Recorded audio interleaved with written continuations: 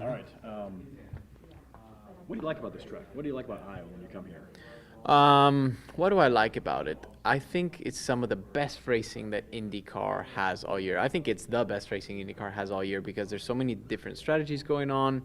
Um, you kind of feel like Mario Kart whenever you're with new tires and someone else is degging and in a completely different strategy, and you're just waving through traffic like you have an IndyCar versus like a Indy Pro 2000 or something. It's crazy, and it's just really enjoyable, man. You have no idea where you're at all race, besides the last maybe 20, 30 laps.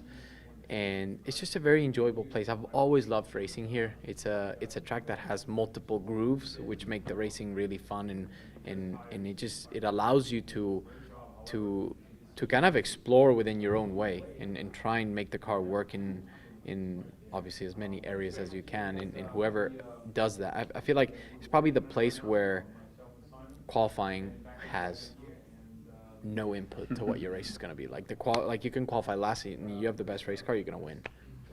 Um, it, is there kind of a reputation with the Iowa Speedway that drivers really like it, that they like coming to this track, they like the competition here? Is that kind of a reputation with the Iowa Speedway? I think it's the racing. Yeah. It's the racing because the lap is so short. It's a track that has a lot of character. There's at least 2 or 3 lanes. In the start, you can even see 4.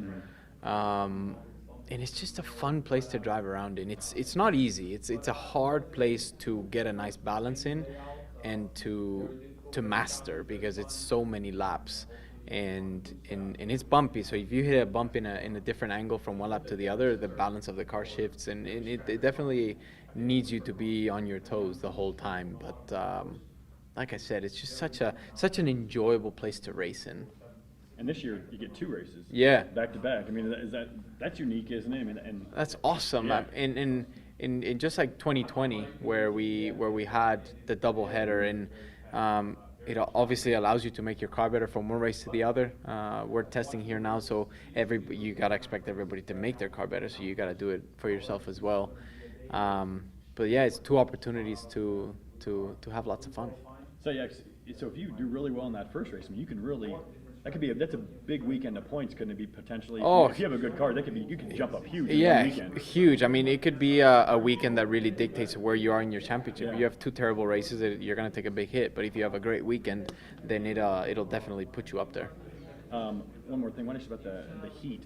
It's hot out there now. It's almost like July out there now. What's that like? You know, the short track going around. It's 100 and some degrees on the track. What's that like? I think the biggest thing of where you feel it in a way is just in how the car will deg over the stint. It's a lot more aggressive than when it cools down. Inside of the car, I have to say it hasn't gone as bad as I thought for some reason. Maybe I will regret saying this whenever we go back out now, but it's been quite okay, and it's been windy, Yeah. but it's been very dry. It hasn't been very humid. I think whenever humidity is what comes into play, that's when it makes your day a lot worse.